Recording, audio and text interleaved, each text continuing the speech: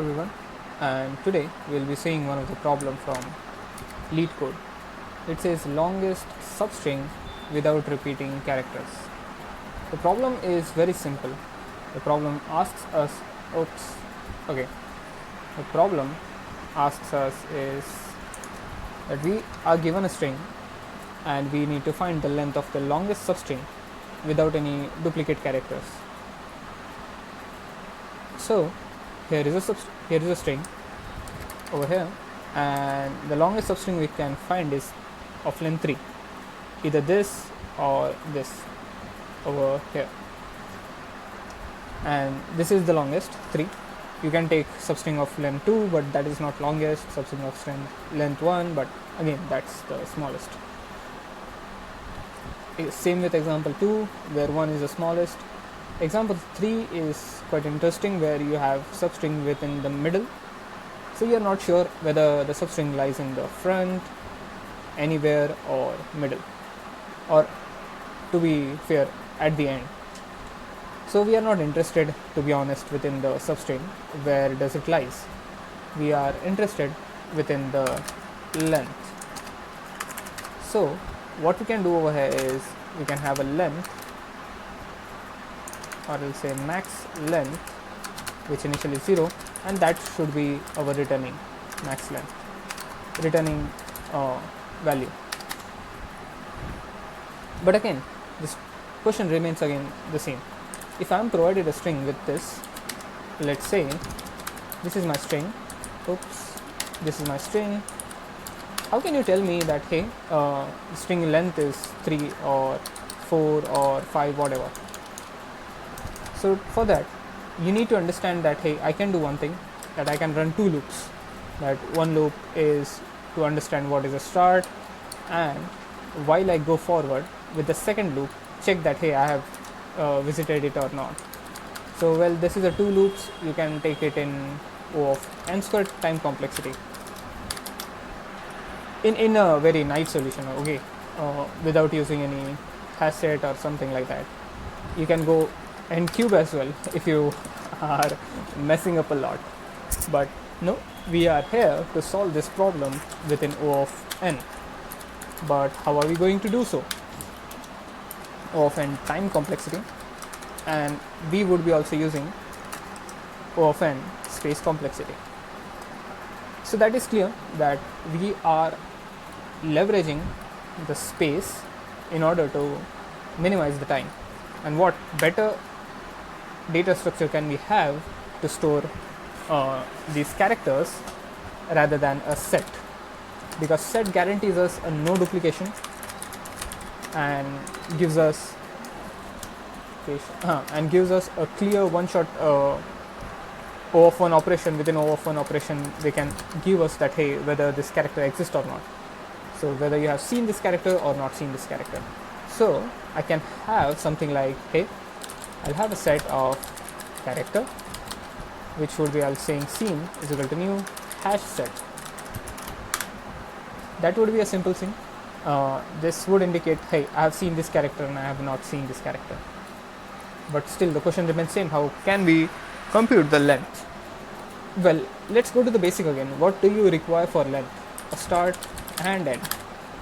Within the previous example as well, we have discussed that hey, a start and end is required, and then you can get the length.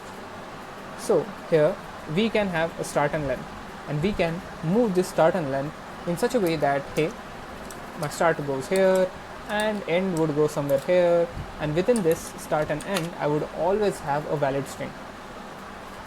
That means if I have a 2 start, it's 0 and an end which is 0, I should be making this index in such a way that between these two pointer or whatever you have say index always have valid string. And what valid string means is non-repeating string. Valid non-repeating.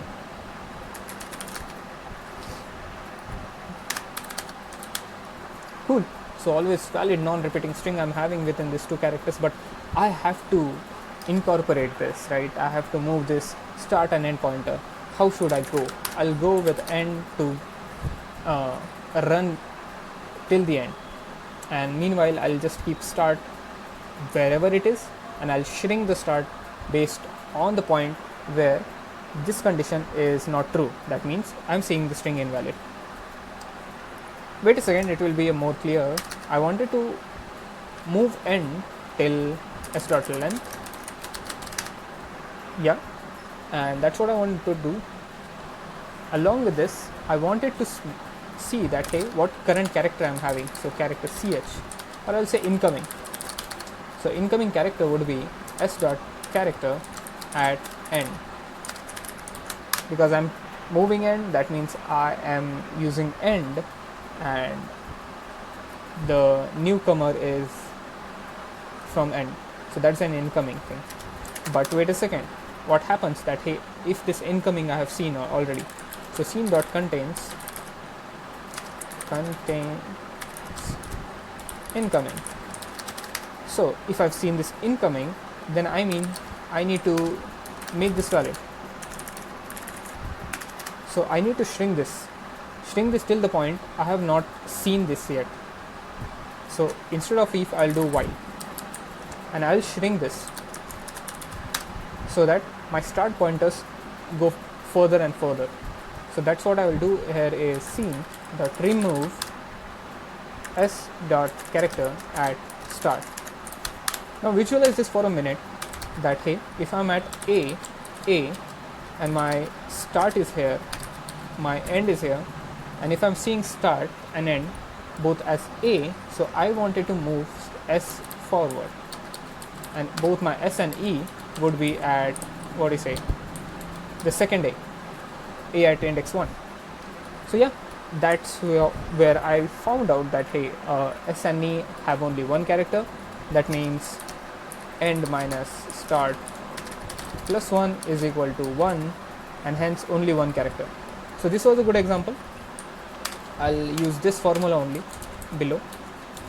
But meanwhile, I wanted to move the start pointer because I have removed this, so I need to shrink it. So shrinking it via start is equal to, or start plus plus. Yeah. And yeah, this is the new length. So this is the updated length, new length. I would quickly verify that, hey, if this new length or our max length, which one is greater?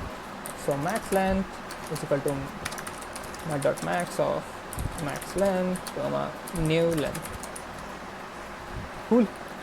I have checked it right now, and as we are going within the while loop, it should go till s dot length from end, so end plus plus.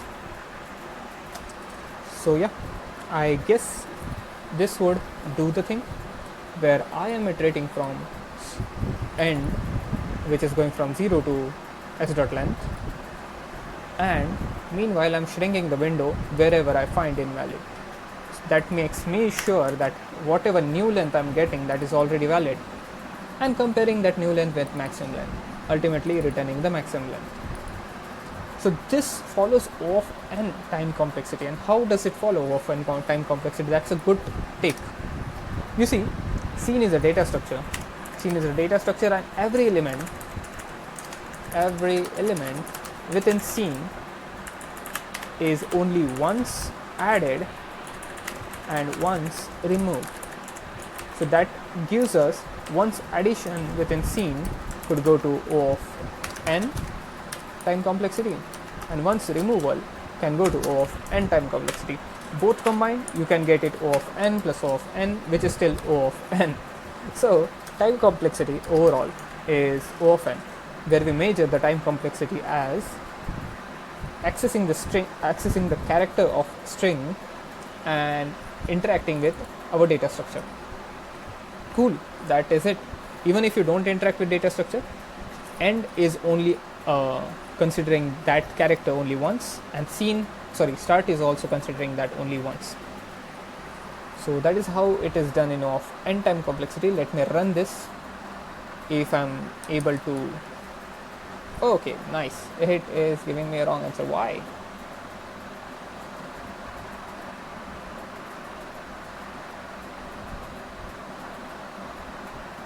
Oh, it should not be incoming, is it?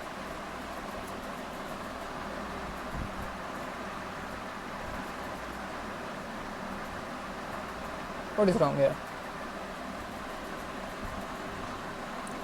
While end is less than length. Okay, that is correct. Then I have start.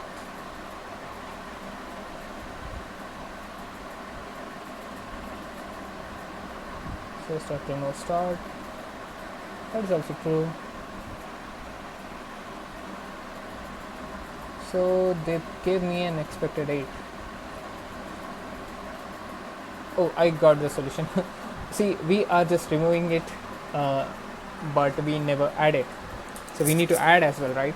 So scene.add s.character add end. Why end? Because end is the incoming, or else I could just take incoming. So yeah, we have made space for incoming, we add in incoming. Let's try to submit this one. And yes, the solution is accepted. These many test cases passed, and this is one of the problem. Let me check. And this is one of the problem which requires you to go through hash table, string, sliding window and stuff. I'm not sure what stuff is, but yeah, for more such kind of content which relates to data structure algorithms, click the video on your right, and I will see you in the next one.